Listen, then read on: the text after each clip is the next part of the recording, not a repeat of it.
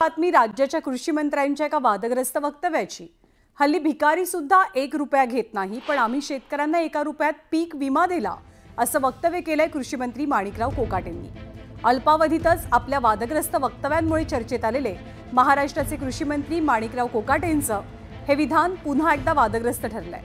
अमरावतीमध्ये कृषी विभाग आणि कृषी तंत्रज्ञान व्यवस्थापन यंत्रणा यांच्या वतीनं कृषी विकास परिषद आणि प्रदर्शनाचं उद्घाटन कृषी मंत्र्यांच्या हस्ते झालं। त्यापूर्वी ते प्रसार माध्यमांशी बोलत होते, तेव्हाच त्यांनी हे विधान केलं। पण कृषी मंत्र्यांच्या वक्तव्यावरती विरोधकांनी आणि शेतकरी नेत्यांनी जोरदार टीकास्त्र डागलंय।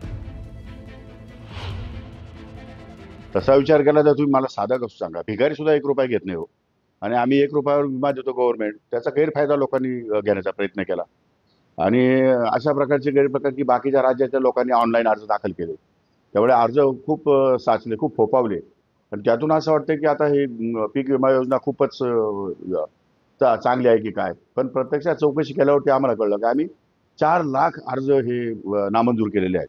म्हणजे सरकार त्याच्यामध्ये कुठेही अडचणीत आलेलं नाही, पण अशा पद्धतीचे लोक अर्ज भरतात। कुठेतरी शेती केंद्रावाले हे सगळे उद्योग करत असावेत असं माझा अंदाज आहे। त्याची चौकशी सुरू आहे, त्याच्यावर काही लोकांना कारवाई करायला सांगितलेली आहे, पण याच्यात सुधारणा करणं आवश्यक आहे।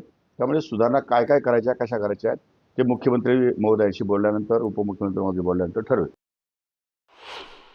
त्यांच्याच घामाच्या पैशातून जो पैसा तिजोरीत आलाय, त्यातून ज्या योजना राबवण्यात येत आहेत, त्या योजना राबवण्याच्या बदल्यामध्ये त्यांची तुलना अप्रत्यक्षरित्या का होईना भिकाऱ्याबरोबर करायची, ही जी मानसिकता कृषी मंत्र्यांची आणि राज्य सरकारची आहे, ही अत्यंत निषेधार्ह आहे। त्यांनी याच्यामध्ये सुधारणा करावी।